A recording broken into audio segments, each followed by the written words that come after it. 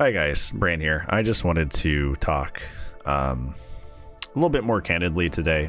Not that I don't talk candidly every other time, but just a little bit more off the cuff, a little bit more close to the chest here. I think I had a very, very big eye-opener this week while playing Dead by Daylight. And it's of what I would probably call the most manipulative and painful thing that the Dead by Daylight community does, that I really think puts us a lot of your frustrations in the game probably come from this situation. And I just wanted to talk about it because you may not even realize what's happening, because I sure didn't. So I want to bring everybody's attention to something that may be making you feel more miserable while playing Dead by Daylight, and to kind of like try and shake this training that has been probably thrust upon you. Before we get started, if you like this video, make sure you actually, literally like it down below. And if you want to stick around for more of my daily uploads, make sure that you sub, because otherwise it hides it from the YouTube homepage. So, I don't know how that works, but it's just kind of a thing that happens. So that's how you get the consistent uploads, help. Anyways, on with the video.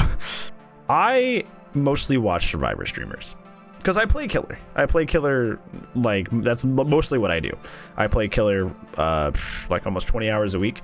I play killer a lot. So that's kind of like a perspective of the game that I know very well. So it's not, when I'm thinking like I'm gonna go watch Dead by Daylight like on Twitch or on YouTube, I don't necessarily gravitate towards killer content, because like I make killer content so much that I kind of feel fulfilled with that. Like I feel like I'm satisfied with like my killer stuff. Like I feel like I've gotten my killer fix from Dead by Daylight enough just by streaming it as often as I do. So when I want to go back to like DBD content, I'm not necessarily watching killer content that much. I'm usually watching Survivor content, because that's something I only play once a week for like 6 hours. So it's not something that like I play as much. So it's a little bit more fresh, it's a little bit more exciting, and it's a whole new perspective on the game that like I don't really get to see a lot or understand a lot, besides when people are just like obviously angry in my after chat. But I think there's this kind of like, I think there are certain streamers, content creators, and YouTubers, content creators covers all both of those, but that some intentional and some unintentionally are gaslighting and manipulating the whole community to be more miserable. And here's what I mean. So when I'm watching like all these Survivor streamers, they're going off about the usual stuff that you would assume like a hardened Survivor main probably would go off about, like, like pain resonance is the worst thing to ever happen. If you bring slowdown, you're just like a cringy killer who doesn't know how to play the game. Like, the usual stuff, the stuff you would expect from like an entitled Survivor gamer. But I feel like at a certain point it became almost manipulative. And like I said, from streamer to streamer, it's not uniform, like streamer to streamer. Some people are doing it by accident. Some people I can kind of tell they're doing it on purpose. But it goes past the point of being a rule book, and it becomes like almost like public shaming, right? Like they're trying to make you feel bad and terrible because you use certain perks in the game, right? And when I'm playing Survivor and I run into like a Wraith that's running like Pop, Ruin, Undying, Corrupt, right? Like I'm like, Mom's gonna stick that one on the fridge. Yeah, you get it. Yeah. If you win this match, you win the lottery. Let's go. We got a real gamer on our hands. Like I'm not happy, obviously, but I'm trying to like crack jokes and make light of it. And I'm very clearly like ugh, but I try to make the best of the situation and kind of just like let it blow over. And I'll tell people that too. Like people in my channel will try to be like, oh my god, he sucks and he's terrible. And I'm like, hey, I mean, he paid his $20. He gets to play however he wants. And I try to be as like so about it as I can. But like I feel I get like the completely different response when I go to like Survivor mainstreams, where they literally do try to like public shame you and really try to like make you feel like not just garbage in the game, but like garbage as a person. I think that's where the line is. I think that's where the line is. It dawned upon me, obviously, I do most of my stuff off script. I think it just dawned upon me. I think that's where the line is. I think some people say, oh, that build's really annoying, or he's playing really annoying. And then some people say he is really annoying. The player is really annoying. The player is being really bad. And I think that's where the manipulation comes in. Because the reason I came upon this is because I found myself like refusing to run slow down, refusing to like go back to hook under any circumstances. I started listening to like the things that these people were saying. And I think somewhere in my brain, it was because some of these people that I watch just attacked like the annoyingness of like running against three or four slowdowns, and some people were attacking the person. You're making me upset, you're making me miserable as a person, but when you bring these perks, which therefore makes you outside of the game a bad person. And it's that sort of rhetoric that drove me to start making myself more miserable, because I stopped playing to win. I stopped doing efficient plays. I stopped bringing perks that allowed me to chase longer, because I in my head, subconsciously, were like, oh man, I'm really ruining people's days when I do this. Like, I am actually making their lives a little more suck because of the way I'm playing in this video game. And I know that's a really bad line of thought, and that's kind of the point of the video. But like, I got caught up in that on a subconscious level. I was like, man, I don't want to make people feel bad. I don't want to make people sad. So I withdrew from doing the stuff that I like doing, that I find fun to do, because I was wanting to avoid hurting somebody else's feelings.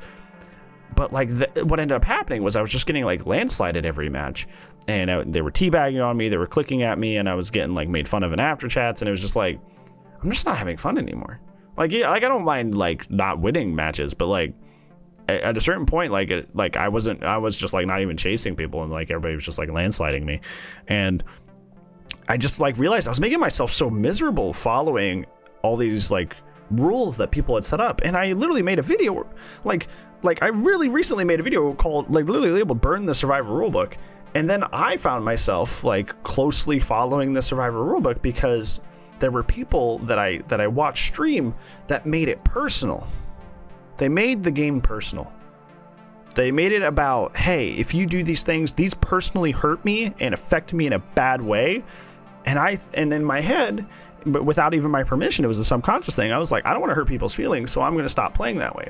And that's like a weird form of manipulation, right? That is whether intentional or not, that's like a huge form of manipulation. Huge form of manipulation to raise the stakes that high so you can have easier games in a video game, right? Like that's crazy.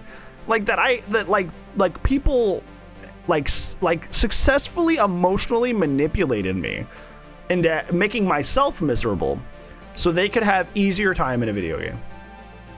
That's like crazy.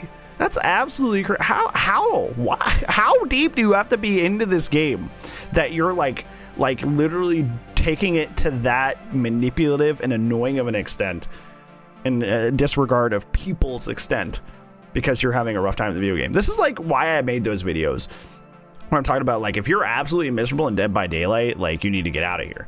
Because like step A, it's like, you know, I care about your health.